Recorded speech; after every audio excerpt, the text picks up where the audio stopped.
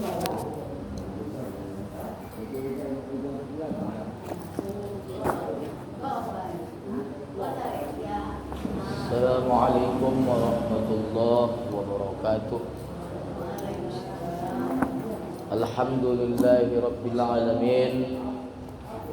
Wal 'aqibatu lil muttaqin wa la 'udwana illa 'alal zalimin.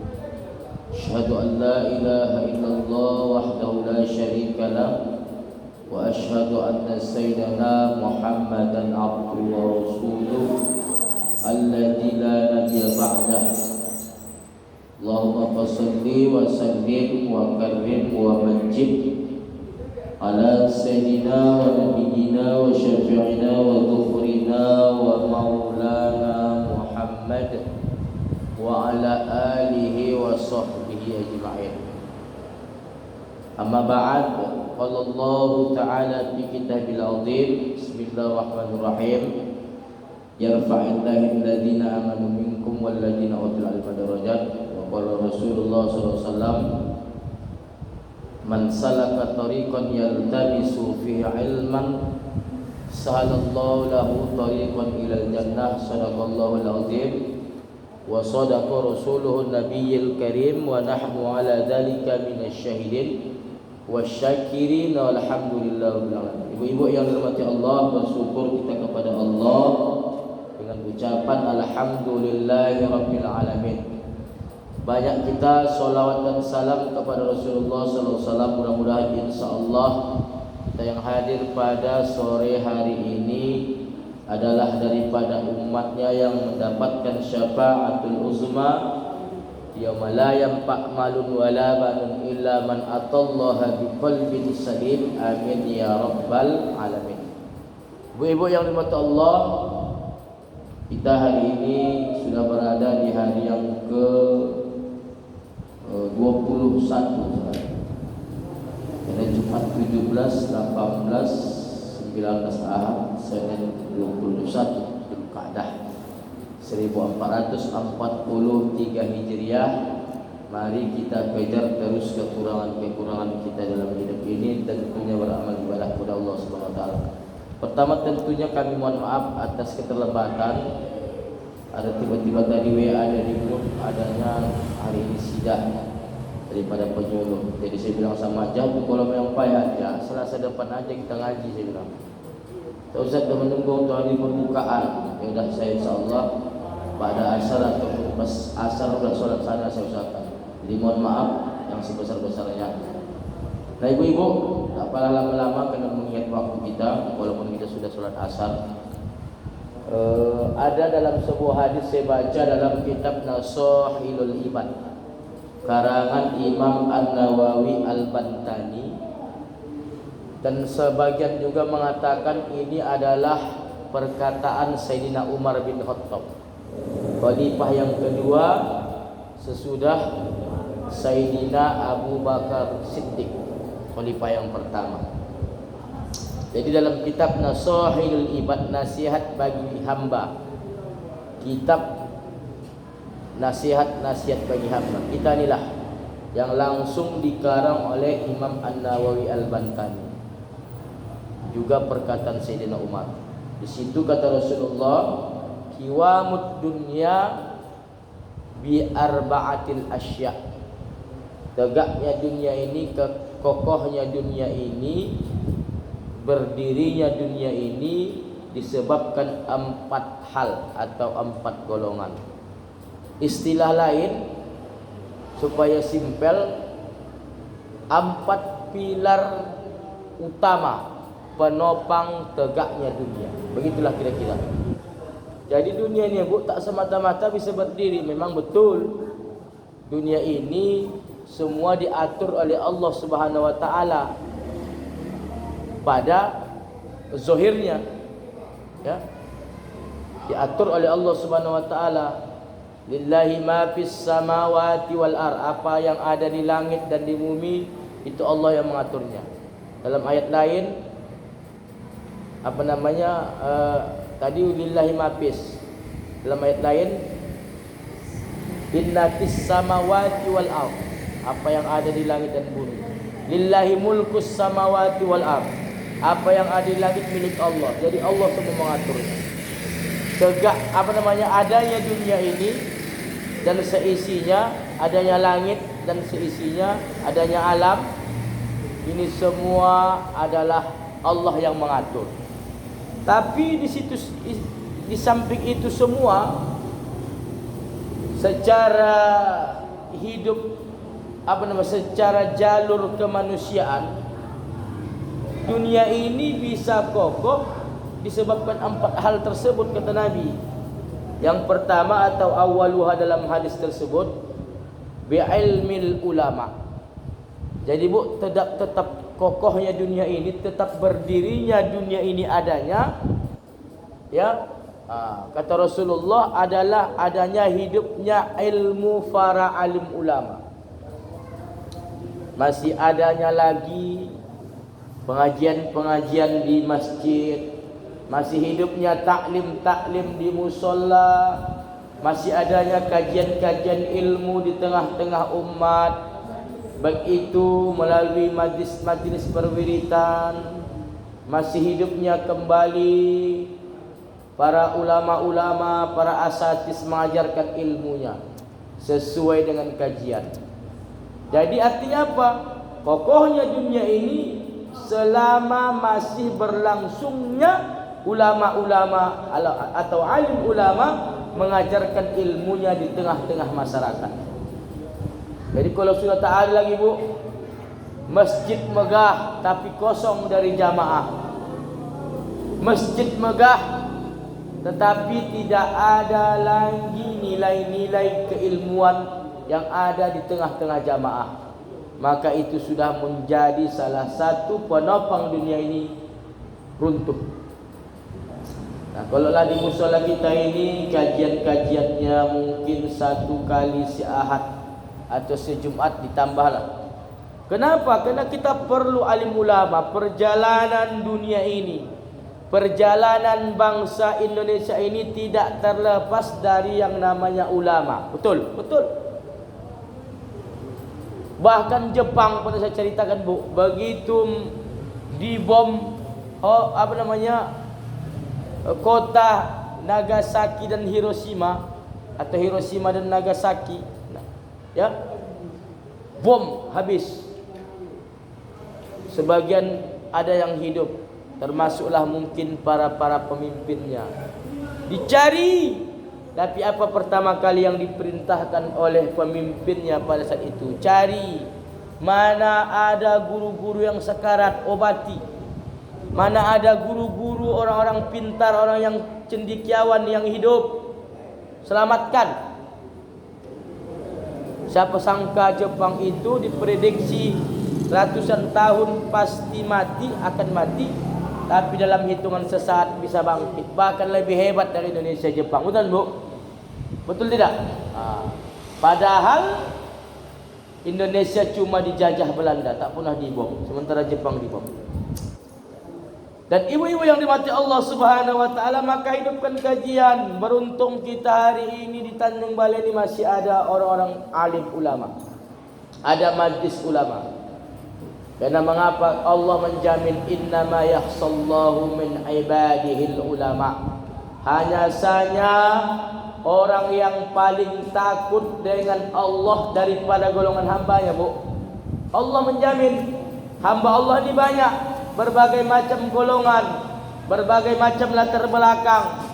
Ada pengusaha, ada politikus, ada karyawan, ada ibu rumah tangga, ada guru ini macam-macam. Tapi yang paling takut Allah menjamin adalah ulama, min ibadihil ulama.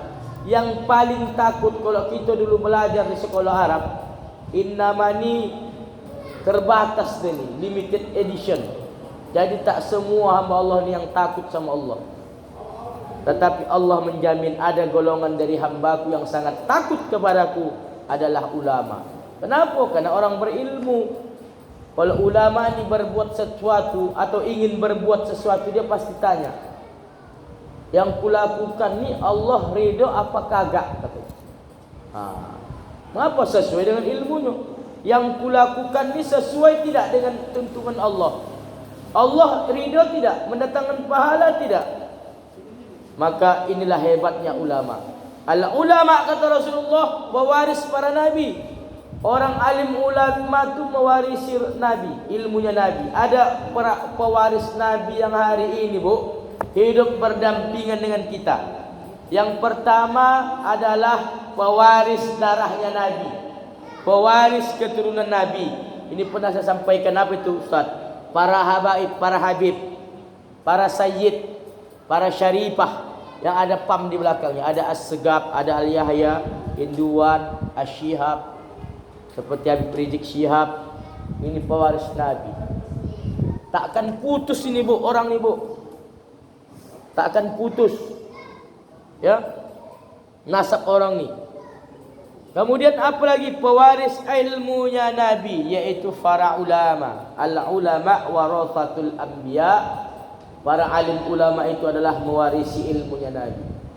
Tapi kalau darah tadi, Bu, tak bisa dicabut Allah. Tapi kalau ulama ni, alim ni bisa dicabut Allah suatu saat kalau dia tidak ikhlas, kalau ulama itu menyeleweng. Makanya ada dalam kitab saya baca, ulama itu terbagi kepada dua. Ada ulama akhirat, ada ulama dunia. Ada ulama khair, ada ulama su'. Ada ulama yang baik, ada ulama yang jahat. Jangan ibu pikir ulama ini baik. Tidak. Boleh mudawakan, ada ustaz, ya kan? Tapi dia tidak percaya dengan adanya keluarga Nabi. Ada ustaz tapi dia memecah belah umat. Macam-macam ni. Tak usah kita kaji di sana. Nah, lanjutannya, orang-orang yang menuntut ilmu, orang-orang yang meraih, mengejar ilmu, ini mendapatkan balasan pahala. Kemudian Allah menaikkan derajatnya. Sebagaimana Allah menyatakan dalam Al-Quran, macam disulap ini. Yarfa'illahil ladina amanu minkum walladina utul ilma darajat. Allah mengangkat, fi'il mudhari', Allah akan mengangkat. Karena fi'il mudhari' itu bermakna hal wal istiqbal. Allah akan mengangkat, Allah sedang mengangkat orang-orang yang beriman daripada kamu, walladina utul ilma darajat, dan orang-orang yang berilmu pengetahuan. Jadi dari mulai dunia ini diciptakan, yang namanya ilmu itu belum pernahlah ditinggalkan orang. Tak mungkin tak kita butuhkan, pasti butuh. Karena semua ada dasar-dasar ilmu. Membangun masjid ada namanya ilmu teknik. Membangun ekonomi ada namanya ilmu ekonomi. Membangun bangsa ada namanya ilmu politik. Membangun agama ada namanya ilmu agama. Agama dipecah lagi. Ada ilmu fikih khusus masalah-masalah agama, ritual ibadah, amaliyah. Ada namanya ilmu tafsir Al-Quran. Ada ilmu faraid, membagi harta. Ada ilmu apa lagi buaya? Ada ilmu tauhid, mengkaji kebesaran Allah. Tauhid, ya, terserah. Maka kalau bisa di masjid yang kita cintai atau musola ini ditambah kajian. Kalau saya ni memang kajiannya bebas, ya kan buaya? Kaji apa bisa?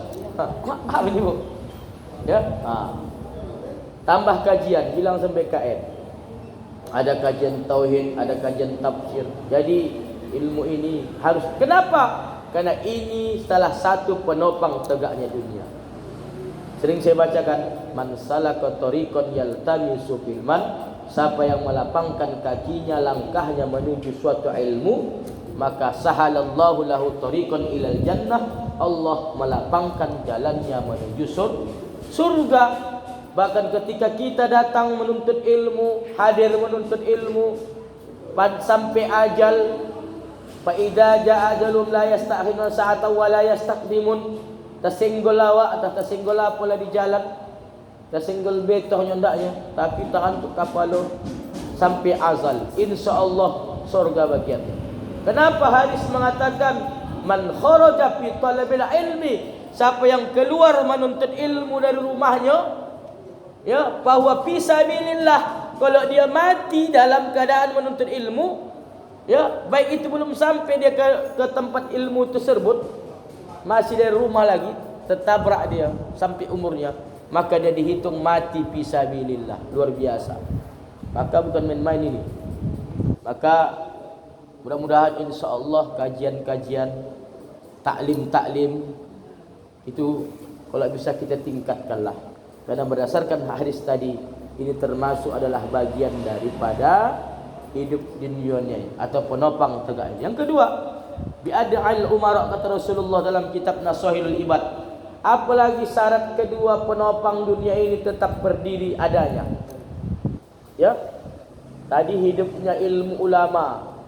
Mudah-mudahan insya-Allah, karena ulama ini adalah merupakan nur, cahaya, misbah, lampu, penyuluh di gelap gulita. Kalau tak ada ulama, Bu, kalau tak ada guru, tahu kita tidak sampai diciptakan lagu, ya kan? Lagu anak-anak sekarang kalau perpisahan itu saya diputar, saya tengok. Apa artinya aku, ya kan? Ada itu kan? Lagi tren itu saya tengok. Perpisahan TK anak saya kemarin, itulah lagunya. Perpisahan SD begitu juga. Guruku terima kasih. Ini pentingnya guru. Ya. Karena guru ini sebab kita tahu ilmu. Makanya Rasulullah juga dalam hadisnya bersabda, abuka salasun, ayah kau atau ayah orang tua kau. Abuka ini kan kalau muannas bersandar kepada muzakkar. Walaupun di situ katanya abu tu ayah, tapi makna hadis itu abuka, ayah omak kau atau orang tua kandung kau, tiga. Ini hadis saya baca. Yang pertama, wulidatka, yang dilahirkannya engkau, itulah ayah omak awak. Omak awak melahirkan awak, ya. Ya. Ayah awak, ayah kandung awak. Sebab ayah awak ada, kan begitu. Karena empatnya, Bu, proses penciptaan manusia atau 4 model tipe kejadian manusia. Ibu golongan mana? Yang pertama, ada manusia diciptakan Allah tak beramak, tak berayah. Itulah Nabi Adam. Nabi Adam tak ada ayah, tak ada amak. Ada manusia diciptakan Allah tak ada amak tapi ada ayah. Itulah Siti Hawa. Siapa dah pernah umrah, haji, tengoklah makam Siti Hawa di Jeddah. Apa di situ? Hawa binti Adam atau Hawa bintu Adam. Hawa anaknya si Adam. Mengapa begitu, Ustaz? Karena apapun ceritanya, seluruh anak manusia ini adalah merupakan anak cucunya Nabi Adam, Basoriah. Betul tidak? Betul. Ada manusia diciptakan tak ada ayah tapi ada mak. Siapa itu? Nabi Isa alaihi salatu wassalam. Tapi sekarang banyak timbul Siti Maryam jahiliyah, ya kan? Tahu lebut itu kan, dosa saya panjang kan, nampak ya? Bangga dia. Kalau Siti Maryam dulu, dia pun malu, ya, hamil tapi tak punya suami. Sementara dia anak rumahan, soleha, tak pernah disentuh laki-laki, berkenalan dengan laki-laki yang bukan mahramnya, yang bukan hubungan darah sama dia. Tak bisa hamil. Dia pun sedih. Tapi itu adalah biiznillah, izin Allah, rencana Allah. Ya, malu dia. Sekarang tidak. Bangga pula dia. Na'udzubillahi min dzalik. Jadi ibu-ibu yang dirahmati Allah Subhanahu wa taala, ada manusia yang punya ayah, punya omak. Inilah dia, kita lengkap. Ya kan, Bu? Kita punya ayah, punya omak. 4 metode manusia. Tak punya ayah, tak punya omak. Nabi Adam, borat. Tak punya ayah, tak punya omak, punya ayah Siti Hawa, borat juga. Tak ada ayah, tak ada omak. Ini 50-50, Bu. Maknanya bisa golak-golak awak buatnya ini. Apa sebenarnya? Bisa menimbulkan ketawa, bisa juga iktibar bagi kita. Kenapa? Banyak sekarang begitu. Manusia lahir, bayi-bayi lahir, ada omaknya, ayah tak ke mana. Wah, gitu lagi. Paham le bukan? Akhir zaman. Tapi kita insya-Allah metode penciptaan kita lahir pasti punya ayah, pasti punya mak. Yang tadi itu pastinya punya ayah, tapi ayah tak ke mana hilang. Ya, itulah metode ataupun tipe penciptaan kita. Nah, ibu-ibu yang dirahmati Allah, hidupnya keadilan umara, keadilan para pemimpin, pengambil keputusan, pemegang tampuk kekuasaan, ini sangat dibutuhkan, sangat diharapkan, dan ini dianjurkan oleh Allah. Innallaha ya'muru an tu'addul amanat wa idza hakamtum bainas an tahkumu bil 'adl. Innallaha ya'muru bil 'adl ihsan. Wahai pemimpin, wahai orang yang memegang amanah, maka berlaku adillah, karena ini juga syarat penopang tegaknya dunia. Ya, jadi selama pemimpin itu amanah, berbuat adil kepada rakyatnya, kepada masyarakat yang memberikan amanah, maka dunia ini kokoh adanya.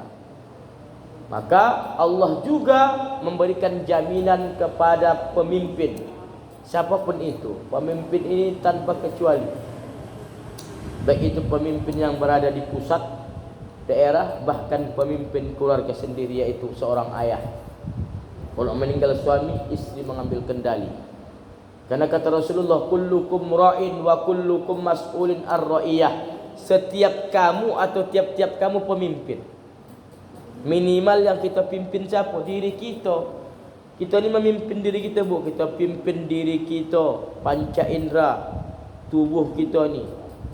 Ya, maka kalau kita pimpin hati kita ni, kita pimpin tubuh kita ni dengan sebaik-baiknya, kita pemimpin yang bertanggungjawab. Kullukum ra'in wa kullukum mas'ulin ar-ra'iyah. Setiap kamu pemimpin, dan setiap pemimpin pasti suatu saat atau maknanya di hari kiamat dimintakan Allah pertanggungjawaban. Maka tak ada gunanya kita berkhianat, tak ada gunanya kita tidak amanah, lepas di dunia, tapi belum tentu kita selamat di akhirat.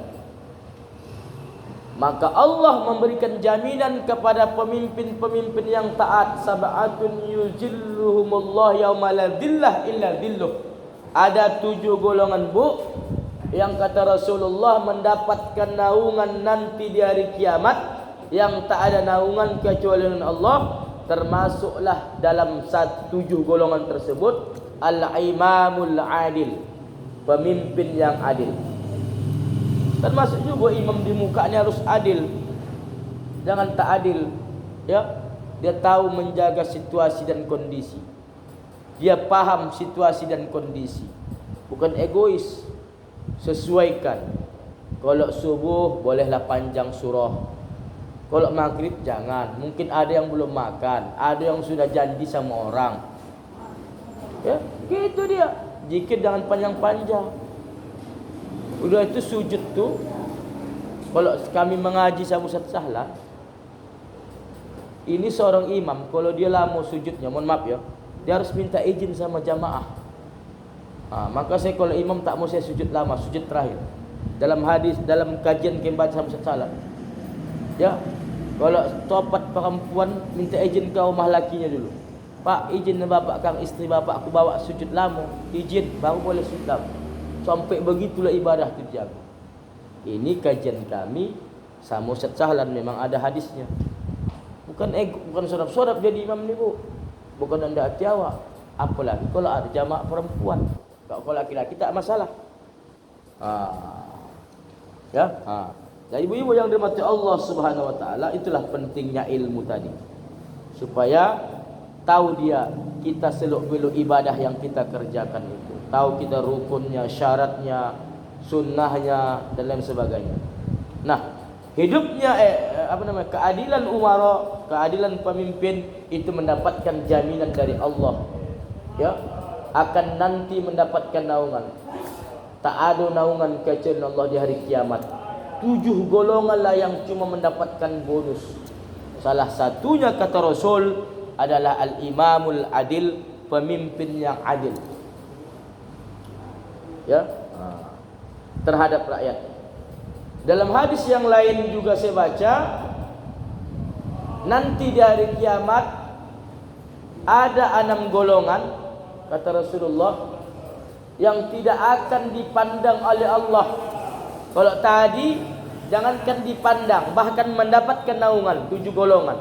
Tapi dalam hadis yang lain ada nanti 6 golongan, Bu, yang tidak akan dipandang oleh Allah, yang tak akan dilihat, yang tidak akan dilihat oleh Allah, dilirik oleh Allah, bahkan mendapatkan laknat, azab, siksa dari Allah Subhanahu wa taala. Apa itu? Masuk juga salah satu dari 6 itu, Bu, adalah musallatun zabarut, penguasa yang zalim, penguasa yang sewenang-wenang, berimbang dengan, Bu, tak berkencong. Kalau adil pemimpin, siapapun itu mendapatkan perhatian dari Allah, dapat naungan. Begitu juga sebaliknya, pemimpin yang tak adil, yang sewenang-wenang, tidak akan dipandang Allah. Termasuk 6 golongan yang tidak akan dipandang Allah di hari kiamat, bahkan mendapatkan laknat, azab, siksa dari Allah. Juga salah satunya adalah musallatul jabarut, atau istilah kita al-imamuz zalim, pemimpin yang zalim terhadap orang yang dipimpin. Ibu-ibu yang dirahmati Allah Subhanahu wa taala, sekali lagi 3, bisyahawatil aghniya.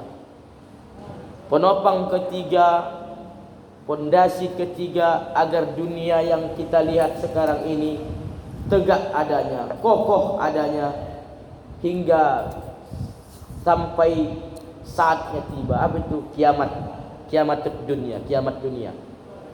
Baik itu kiamatus sughra maupun kiamatul kubra. Sughra, kubra. Bisyahawatil aghniya, kedermawanan orang-orang kaya. Mak, dah 27 menit juga. Itu dia nak pakai video ni. Kita bawa sikit lagi ya, selama-lama. Bisyahawatil aghniya, kedermawanan orang-orang kaya. Kenapalah Nabi mesti bahasanya bisyahawatil aghniya? Kenapa tak cukup bisyahawah, orang-orang yang dermawan, atau aghniya saja, orang kaya? Itulah jelinya Nabi, visionernya Nabi. Tahu dia, tak semua orang kaya ni dermawan. Betul? Betul.